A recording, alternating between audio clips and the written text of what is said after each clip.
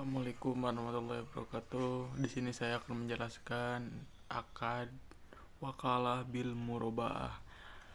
Akad wakalah bil murabahah itu gabungan antara perwakilan dan pendapat keuntungan, di mana kedua belah pihak.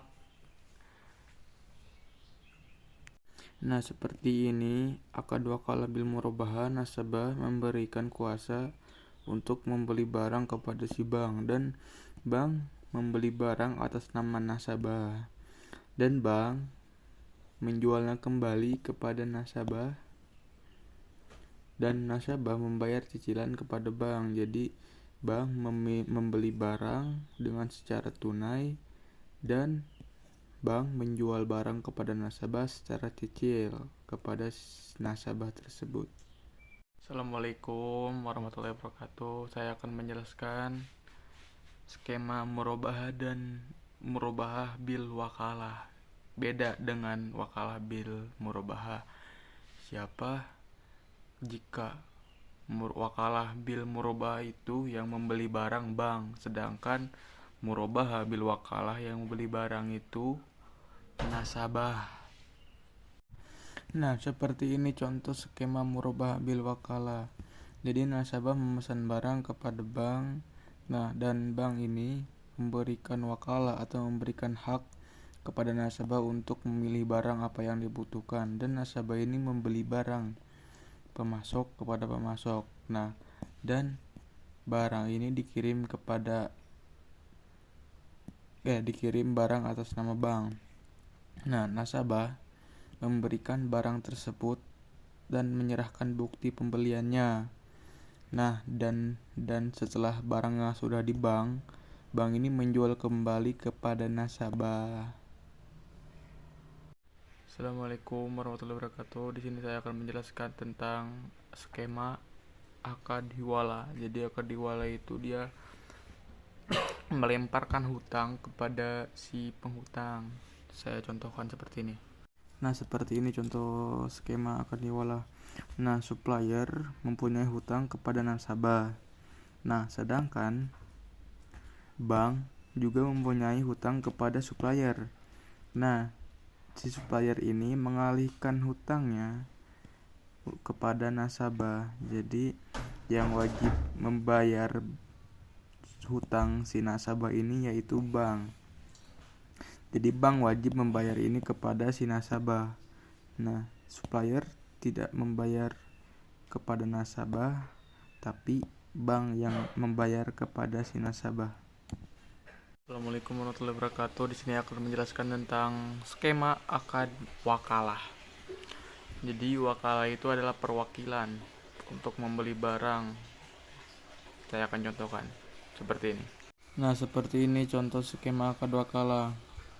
Akad wakalah, si nasabah ini memberi kuasa untuk membelikan barang kepada si bank. Jadi si bank ini disuruh untuk membelikan barang kepada si bank. Nah, dan bank ini membeli barang apa yang diminta si nasabah. Dan si nasabah ini dan si bank ini memberikan barang tersebut kepada si nasabah. Nah, setelah barang di nasabah, si nasabah ini memberi upah kepada bank, upah untuk berterima kasih kepada bank karena bank telah membelikan barang yang sesuai dengan nasabah inginkan. Assalamualaikum warahmatullahi wabarakatuh. Di sini saya akan menjelaskan tentang skema akad kafalah. Jadi kafalah itu adalah akad penjamin suatu nasabah. Jadi si bank ini menjadi penjamin. Saya akan jelaskan langsung. Nah, ini contoh akad kafalah. Nasabah mengajukan permohonan pembayaran biaya perawatan dengan akad kafalah kepada si bank. Nah, bank ini berurusan dengan rumah sakit untuk penjamin nasabah. Jika nasabah tidak bisa membayar dalam waktu tertentu, yang akan membayarnya ini adalah bank, sang penjamin nasabah. Nah, setelah dibayar oleh bank kepada rumah sakit, si nasabah yang akan membayar ujroh atas akad kafalah. Jadi dia membayarnya kepada bank karena sudah diwakilkan oleh si bank.